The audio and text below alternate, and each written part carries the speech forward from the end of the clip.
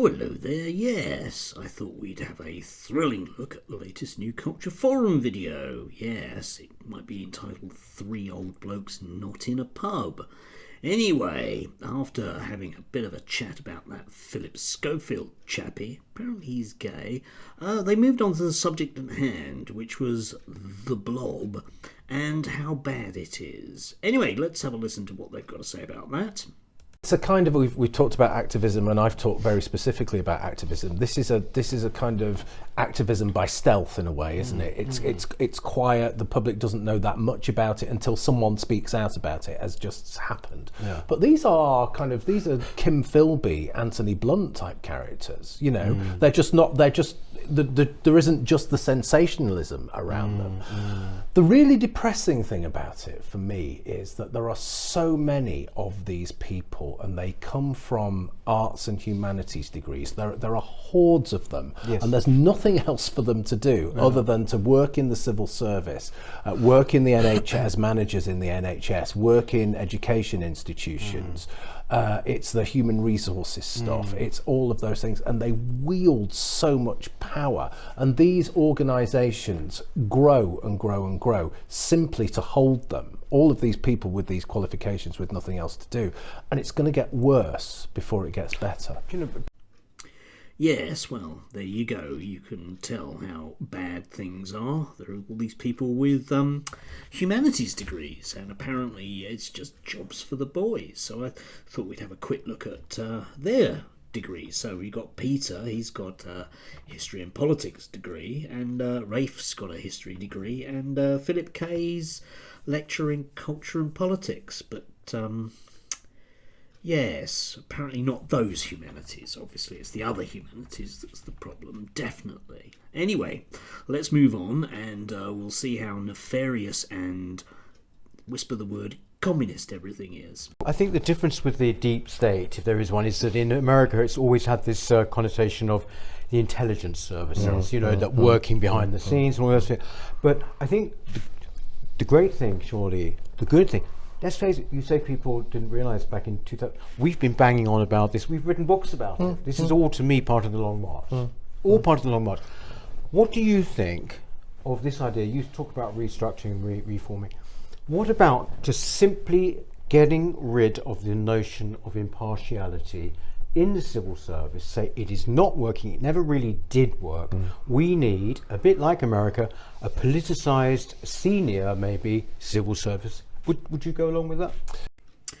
Ah, yes, you see, it's the long march. That's this brilliant notion that having failed to overthrow capitalism through standard Marxist terms, a bunch of refugees from Germany plotted a very long time ago to get trans people, or something along those lines. Anyway, this is very, very dressed up anti-communism, and you'll notice the solution is more freedom, or as we would call it, a politicised civil service. What do you reckon, guys? Do you reckon that's going to work?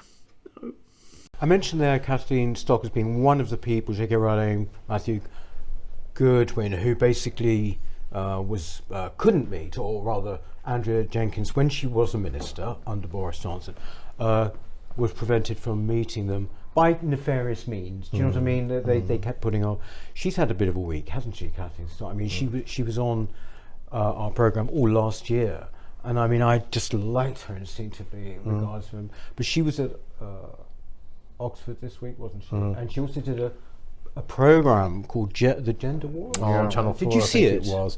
No, I mean, there's just been so much talk about it. I'm gendered up to here at the moment with all of that stuff on, so I purposely avoided it. But as you say, I like her, and I like what she says, and I think she's so articulate and she's so sensible, and actually she's so kind as well. And I think Julie Bindel was on it, and I think they push back against this stuff. But it was such. But this has been. I don't know why, but we often hear about people being deplatformed. But this case, for some reason, touched all of the light papers throughout the media. I mean, you even had Rishi Sunak entering the discussion on this. It's been called the biggest scandal to hit the Oxford Union since David Irving and Nick Griffin spoke there in 2007, and there are articles about that. And I'm like, excuse me, you are comparing Kathleen Stock, a very mild-mannered person who is espousing views shared by the majority of this country, that is observable to the scientific eye, you know. And now with a Holocaust denier being equated with two Holocaust deniers. I mean, it's a remarkable situation that we have here, and it's an important discussion that we're having now, because we're just having the Free Speech Commissioner being appointed by the Prime Minister, who's a Cambridge academic. Arif Ahmed.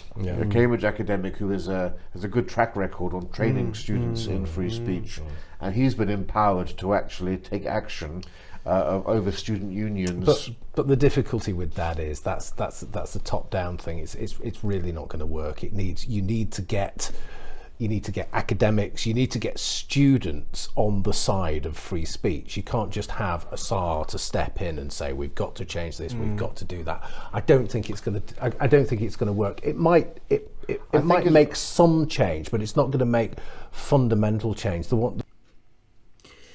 Yes, so there you have it. Still propagating that particular lie about Andrea Jenkins. She wasn't cancelled in any way, shape or form. You need to look at the history of that. But I do like the idea of Kathleen Stock. And yes, the reason why we should be okay about her is because she's so kind. Like, that's an argument for anything. And, you know, since her views do resonate with a lot of the public, but these days so do Nick Griffin's views as well. There is no real difference from a BNP national platform from the 1990s and the current Conservative Party. Anyway, let's move on to protesters and how mind-warped they are, shall we? I did want to say there was a protester yesterday, wasn't there?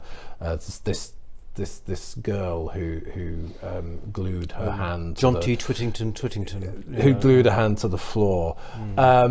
She was privately educated, £41,000 a year. The school that she went to and has gone to. Just like Just Stop Oil and Extinction Rebellion. Yeah. So it's a mind disease. It's a mind virus that these very rich, very privileged young people have, and we need to understand it, help them, and cure them. Yes, it's a totally irony-free zone there, huh? Sneering at rich people because they hold the wrong ideas. Yeah, guys, that really works for at least two of you round that table. And then we move on to the ultimate sneer at young people who hold the wrong opinions. Let's listen to Rafe, shall we? My favourite immigrant at the moment. Let's listen to him. Because what everyone has been amazed at has been the inability of people, firstly, to sit still and hear an argument, but also their complete shock at hearing historical facts, not opinion. I was simply delivering facts. That yes, there were as many slaves in Africa as were transported over. They had never heard that. That the British stopped the burning of Indian widows on the funeral pyre of their husbands, and women were shaking their heads in the audience. And you just thought, these aren't school children. These are people who've never actually been told the opposing side to an argument. All they've been told is theory. I'm presenting facts now, and they simply couldn't take it. And so many commentators from America and elsewhere have said how disheartening it was, because Cambridge and Oxford still have this great cachet around the world, and to see the reality is so depressing. And I last spoke at the Cambridge Union 7 years ago, and you could really note the decline in the quality of students over the past 7 years. Even IQ levels, I could say. They were a stupider bunch now than they were 7 years ago, because of quotas needing to be filled and so forth. And I can only imagine what it will be like in another 7 years. Yeah, I mean, this is why I keep coming back to activism, because that's what the degrees are. They're not They are not an intellectual exploration. Universities are not a marketplace of ideas. They are. It is a platform for activism, and there you have it. The reason why you young people think like that is because you've been brainwashed, and anyway, you're stupid.